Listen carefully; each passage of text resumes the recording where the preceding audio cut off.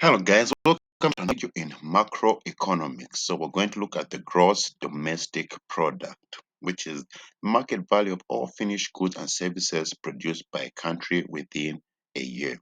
Everything that a country produces and sells is totaled up, and that's what makes our gross domestic product.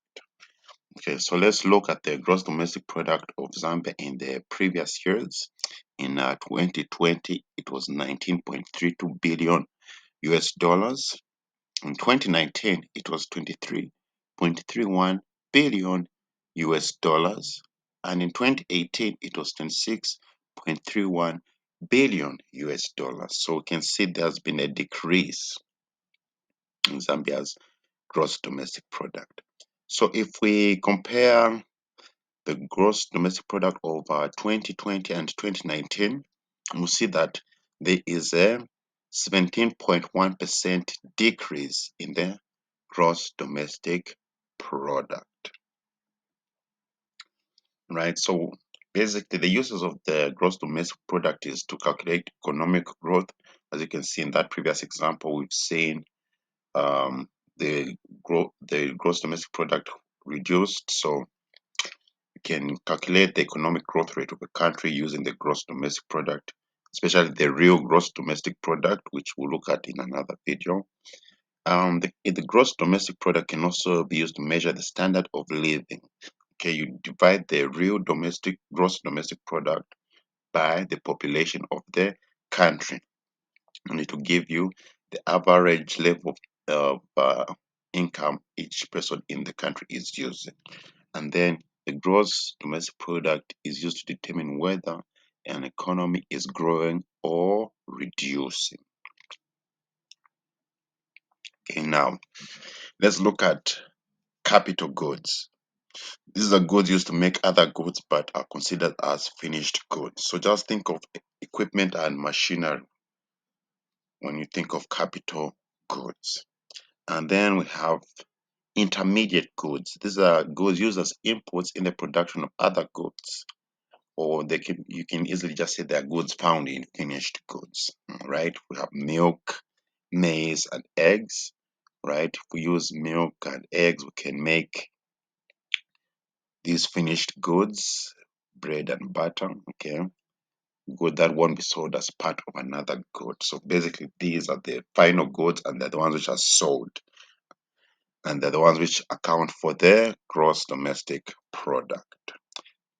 Right. So what is included in the gross domestic product? Final goods. We've also got intermediate goods that have not been used in the production of final goods. Let me explain a bit on this one. All right. So, for example, we have eggs and milk.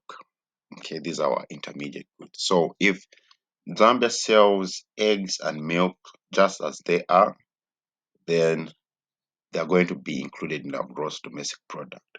But if we use these eggs and milk to make a cake and we sell the cake, it's only the cake that is going to appear in the gross domestic product as a finished good, right? And services offered to other countries. So, for example, if Zambia sells goods or services to another country, that is added in our gross domestic product. For example, we sell maize to South Africa. Okay, that will be added in our gross domestic product.